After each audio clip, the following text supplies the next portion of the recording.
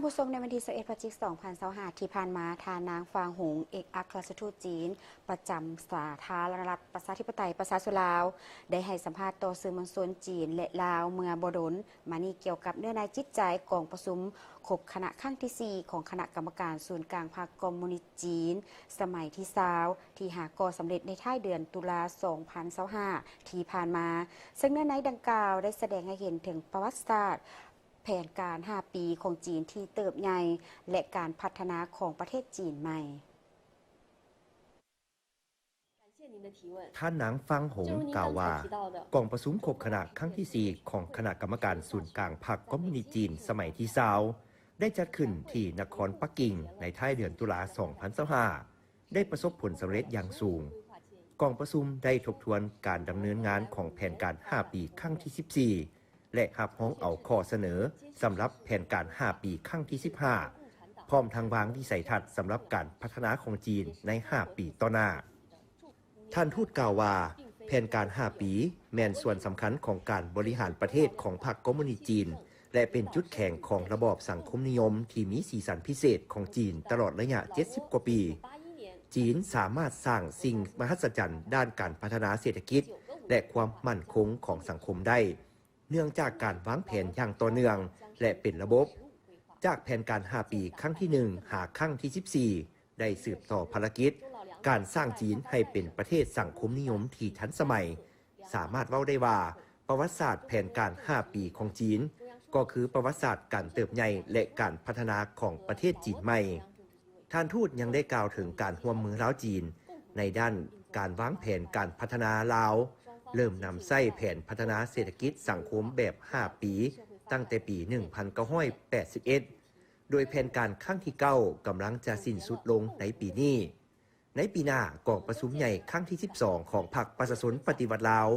จะมีการพิจารณารับรองแผนการ 5 ปีครั้งที่ 10 ซึ่งเป็นเวลาสำคัญทางประวัติศาสตร์ในการกำหนดเป้าหมายการสร้างตั้งพรรคครบ100 ปี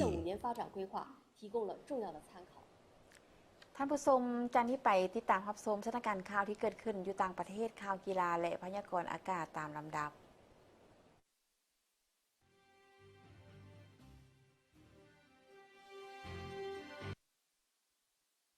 กอฟุกวักสาธารณรัฐสังคมเวียดนามพัฒนาการบินติดพันกับการท่องเที่ยวอิงตามการรายงานจากวารสารที่มีชื่อเสียง Continuous Travel ไขผู้ว่าเกาะฟุกวักสาธารณรัฐสังคมเวียดนามเป็นสถานที่ท่องเที่ยวที่มีความสวยงามอันดับต้นของอาเซียนและนอนอยู่ในท็อป 3 ของโลก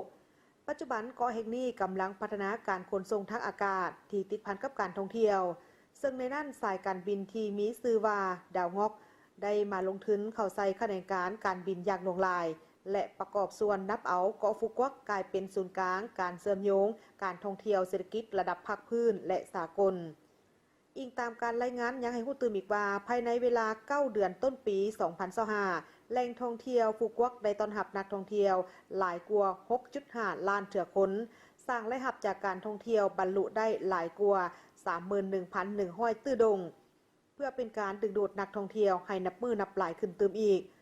กลุ่มบริษัทซันกรุ๊ปก็ยังได้เปิดตัวสายการบิน